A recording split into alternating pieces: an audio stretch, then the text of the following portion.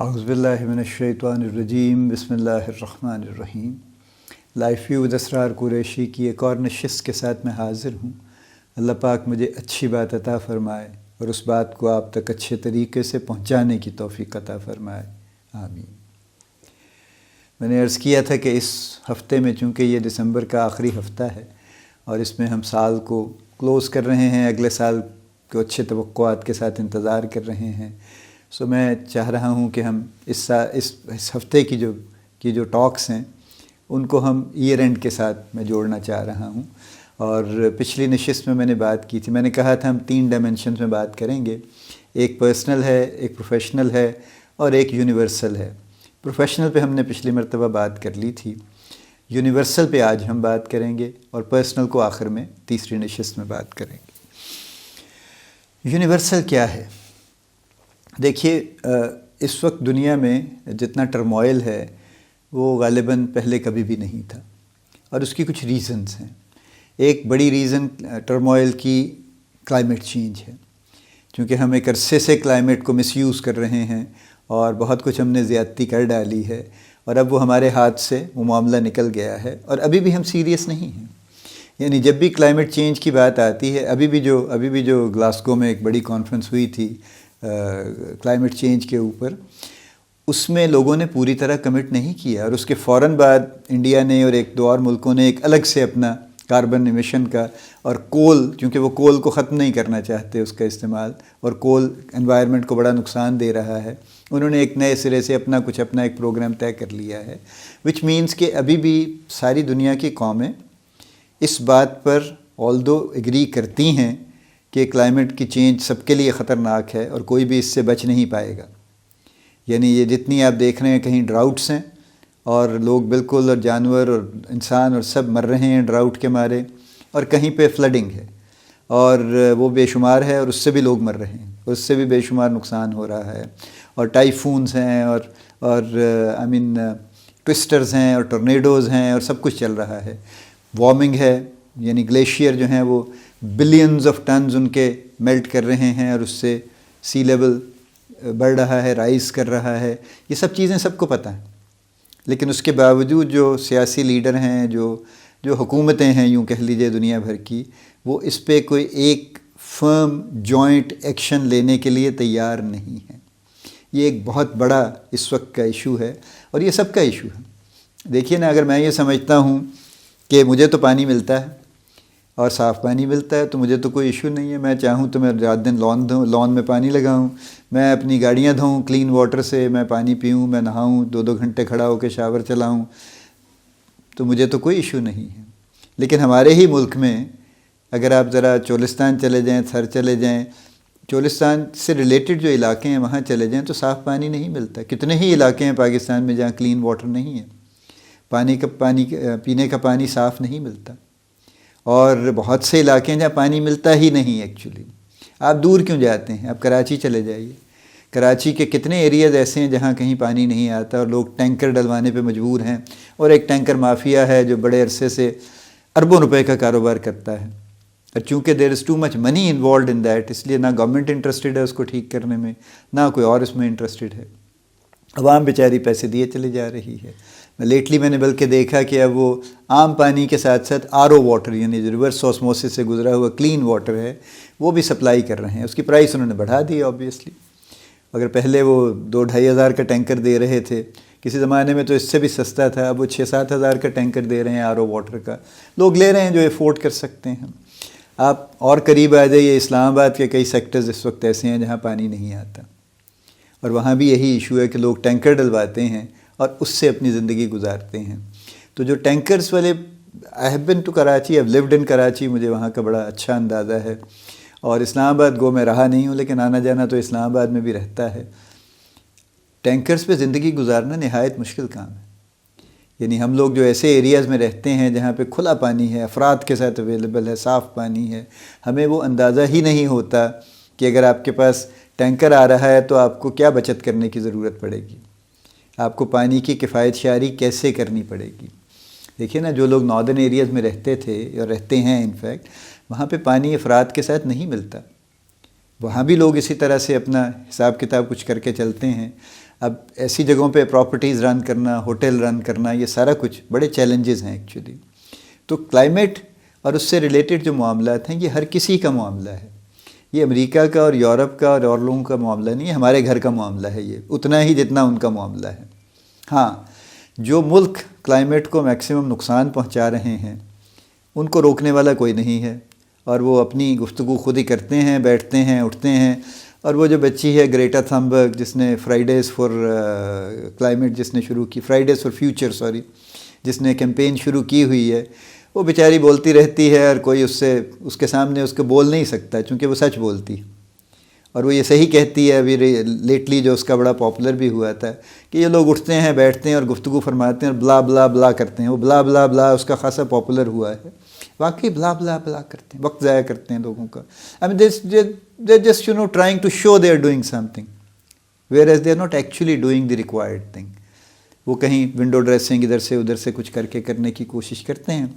اور کیوں کرتے ہیں؟ اب یہ بڑا مشکل سوال ہے کہ جب یہ سب لوگ اتنے سمجھدار ہیں تو پھر ان کو پتہ ہے کہ وہ خودکشی فرما رہے ہیں، تو اس خودکشی کو روکنے کا کوئی بندوبست کیوں نہیں کرتے؟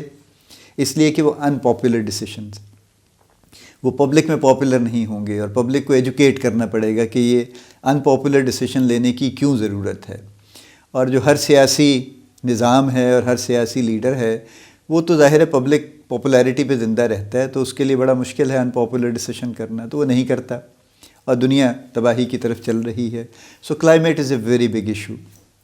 دوسرا معاملہ چل رہا ہے جو ہے وار زونز کا، جو چل رہے ہیں، یعنی کچھ مستقل وار زونز ہیں نا جہاں پہ ریگولر وار چل رہی ہے.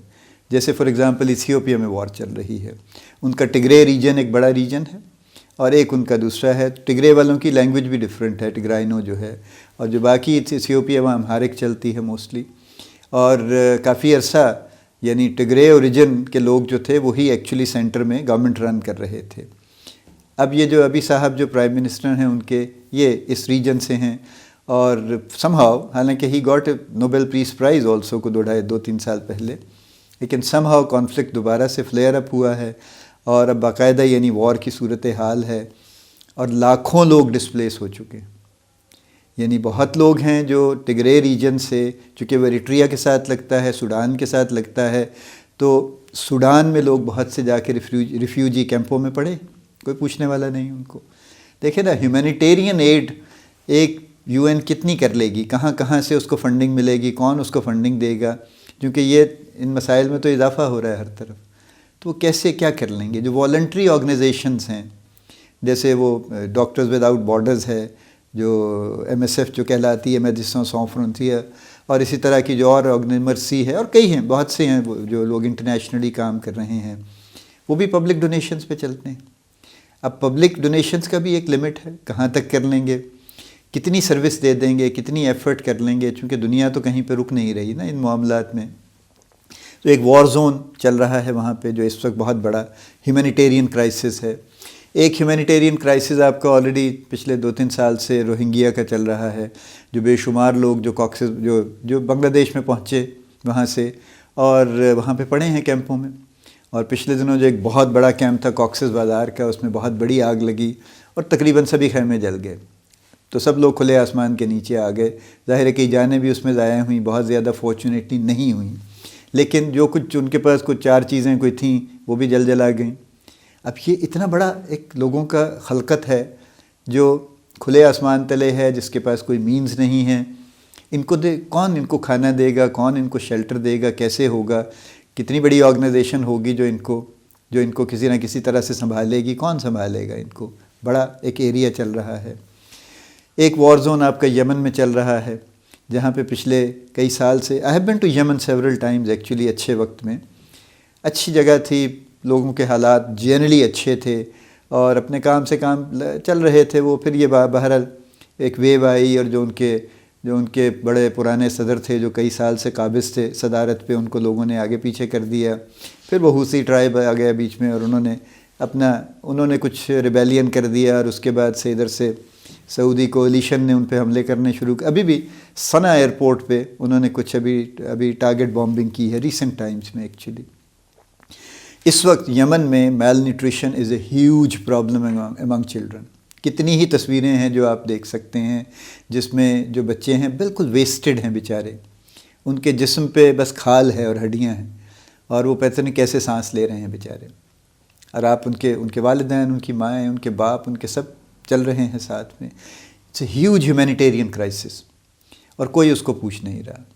کتنے برسوں سے آگے چلیے تو شام میں کتنے برسوں سے جنگ چل رہی ہے. عراق کے کتنے ایریاز ہیں جو ابھی بھی انڈر سیج ہیں. آرمڈ کانفلکٹس اگر آپ دیکھیں تو وہ تو 15 اور جگہوں پہ بھی چل رہے ہیں، اگر اس سے بھی زیادہ ہیں شاید. یعنی پورا سینٹرل افریقہ، مالی، یہ بنن، برکینا فاسو، یہ سب اس لپیٹ میں ہیں. اسی طرح سے افریقہ کے کچھ اور حصے، اسی طرح سے ایسٹ افریقہ کے کچھ پارٹس، ساؤتھ افریقہ کے کچھ پارٹس، سب جگہ پہ یہ قصہ چل رہا ہے. عام گروپس ہیں. نائجیریا، بوکو حرام ایک عرصے سے آتے ہیں، 200، 250، 300 بچوں کو اغوا کرتے ہیں، لے جاتے ہیں، مرضی آتی ہے واپس کر دیتے ہیں پیسے لے کے، نہیں مرضی آتی نہیں واپس کرتے. اسکول کی بچیاں انہوں نے ایک وقت میں کوئی 100 اور کوئی 64 یا 70 اغوا کی تھیں انہوں نے ایک اسکول سے. بہت سی انہوں نے واپس ہی نہیں آئیں، کئی عرصہ نہیں، کئی سال واپس نہیں آئیں وہ. اور جب تک وہ واپس آئیں تو سب کی شکلیں بدل گئی تھیں بیچاریوں کی. ان کی پتہ نہیں کیا کچھ ان کے ساتھ انہوں نے، کیا کچھ سلوک کیا انہوں نے ان کے ساتھ. آرمڈ گروپس ہیں جو بن گئے ہیں، ان کو سمہاؤ اسلحہ کوئی نہ کوئی دے رہا ہے ان کو. somebody is providing them arms, اور وہ یہی ملک ہیں جو آرم پروڈیوس کرتے ہیں. اس میں امریکہ بھی ہوگا، اس میں یورپ کے کنٹریز بھی ہوں گے، اس میں اور بھی اس طرح کے ملک ہوں گے، اس میں رشیا بھی ہوگا، اس میں شاید چائنا بھی ہوگا. یعنی جو آرم کے میجر پروڈیوسرز ہیں وہی کہیں نہ کہیں سے آرمز دے رہے ہیں نا. وہ چاہے اللیگلی ان کے ہاں سے وہاں پہنچتے ہیں یا لیگلی ان کے کانسنٹ سے پہنچتے ہیں، واٹ ایور. تو آرمڈ کانفلکٹس میں لوگ آتے ہیں، پورے گاؤں پہ حملہ کرتے ہیں، بڑوں کو بچوں کو مارتے ہیں، جو بھی کرتے ہیں. بڑا ظلم ہے جو ہو رہا ہے اس وقت دنیا میں. یعنی ہم امیجن نہیں کر سکتے کہ کس درجے کا ظلم ہو رہا ہے. یہ یونیورسل صورتحال ہے. میرا کہنے کا مقصد یہ ہے کہ ہم اکثر اس پہ بات نہیں کرتے. ہم کچھ اپنے بڑے عجیب پیٹی قسم کے مسائل میں ہم الجھے رہتے ہیں، اور انہی کی گفتگو میں ہم گم ہو جاتے ہیں، اور ہم کہتے ہیں بس جناب بس ہمارا تو یہ معاملہ ہے جی، ہمیں کیا اس سے کہاں کیا ہو رہا ہے. دیکھیے، ہم اس دنیا کا حصہ ہیں. ہم اس دنیا سے الگ ہو کے نہ رہ سکتے ہیں، نہ سوچ سکتے ہیں. اور جہاں جہاں جو کچھ ہو رہا ہے وہ ہم جانتے ہیں کہ ہماری طرف بھی آئے گا. اگر افغانستان میں 1979 میں حملہ ہوا تھا اور پہلی مرتبہ سوویت یونین نے کیا، اور اس کے بعد اگلے کتنے سال گزر گئے ہیں اس بات کو، 40 سال سے زیادہ گزر گئے. ان 40 سالوں میں سے تقریباً 40 سال ہی ہم نے بھگتا ہے اس کو. صرف ریفیوجیز کی شکل میں نہیں، ڈرگس، آرمز، بامبنگ، بے شمار کتنے یہاں پہ دھماکے ہوئے، اور کتنی بڑی بڑی بلڈنگز، اور کتنے لوگ، اور کتنے ہی بے شمار لوگ مارے گئے یہاں پہ بیچارے. اور ان کا اوریجن اسی سے کہیں جا کے ملتا ہے. تو ایسا نہیں ہے کہ ہمارے پڑوس میں ہی کچھ ہوگا تو ہوگا. یہ ساری دنیا کا معاملہ ہے، یہ ہر طرف سے چل کے آ رہا ہے، اور یہ الٹیمیٹلی ہر کسی تک پہنچے گا. دیکھیے نا، اب یورپ میں بھی آئسولیٹڈ ایونٹس ہوتے رہتے ہیں نا، کہ وہاں پہ کسی نے شوٹنگ کر دی، کسی نے کار چڑھا دی، کسی نے ٹرک چڑھا دیا لوگوں پہ. یہ چل رہے ہیں معاملات، اور یہ چلیں گے، اور ان میں اضافہ ہوگا. ایکچولی امریکہ میں تو خیر ویسے ہی ان کی اپنی شوٹنگز ہی، میں ابھی پچھلے دنوں بھی پڑھ رہا تھا کہ اس سال کی، یعنی جو اس سال کی میس شوٹنگ ہے جو موسٹلی سکولز میں ہوئی ہے، وہ کوئی 51 یعنی 51 شوٹنگز ہو چکی تھیں اس سال میں. تو وہاں تو خیر ایک معاملہ ہی ڈیفرنٹ ہے نا. وہ چونکہ گن کنٹرول کرنے پہ راضی نہیں ہیں، اور اس وجہ سے چل رہا ہے ان کا معاملہ. تو یہ سب جگہ یہ ہوگا. دیکھیں نا، جو ریفیوجیز لائن لگا کے پورے سینٹرل امریکہ، لیٹن امریکہ سے، وہ بیچارے بڑی مشکل سے میکسیکو پہنچ رہے ہیں پیدل چل کے، اور میکسیکو سے وہ US کے بارڈر کراس کرنا چاہتے ہیں اور دیوار کے پاس کھڑے ہیں آ کے. Ultimately they are human beings, اور اس کا کچھ نہ کچھ امپیکٹ تو ہوگا. کیا کریں گے آپ ان سب کو مرنے دیں گے وہاں پہ بارڈر پہ، یا ان سب کو گولی مار دیں گے، یا سب کو اندر لے آئیں گے؟ کیا کریں گے؟ And it's an unending thing actually. تو یونیورسل ایشوز اس وقت جو ہیں، میرا سم اپ یہ ہے، وہ بہت بڑے سیریس ہیں. اور وہ ان میں جیسے میں نے کہا کہ ایک کلائمیٹ چینج ہے وچ از ویری ویری سیریس. ایک یہ آرمڈ کانفلکٹس ہیں جو دنیا بھر میں چل رہے ہیں وچ از ویری ویری سیریس. اور تیسرا جو ہے وہ انیکویلٹی ہے جس میں اضافہ ہوا ہے. یعنی آپ اس سے اندازہ لگائیے کہ کووڈ کے 2 سال میں تقریباً 300 ملین لوگ مزید دنیا بھر میں پاورٹی لائن سے نیچے چلے گئے. پاورٹی لائن اس کو کہتے ہیں کہ جہاں پہ لوگوں کی انکم $2 پر ڈے سے کم ہو. اب ہمارے آج کے ایکسچینج ریٹ سے کمپیئر کریں تو تقریباً 350 روپے ہو جائیں گے پر ڈے. اب 350 روپے کو اگر آپ 30 پہ ملٹیپلائی کر دیں تو یہ کوئی 10-11 ہزار روپے کی انکم بنتی ہے مہینے کی. تو جو اس سے کم ہیں، ہمارے یہاں منیمم ویج 20,000 ہے، تو جو لوگ جن کی انکم 10,000 سے کم ہے پر منتھ، وہ پاورٹی لائن سے نیچے ہیں اور ان کے لیے زندگی گزارنا بڑا مشکل کام ہے. اور 300 ملین لوگ یعنی 30 کروڑ لوگ مزید کووڈ کی وجہ سے پاورٹی لائن سے نیچے چلے گئے. جبکہ آن دی کنٹری جو بلینئرز ہیں، جو ارب پتی لوگ ہیں، ان کی تعداد میں اضافہ ہوا ہے کووڈ میں.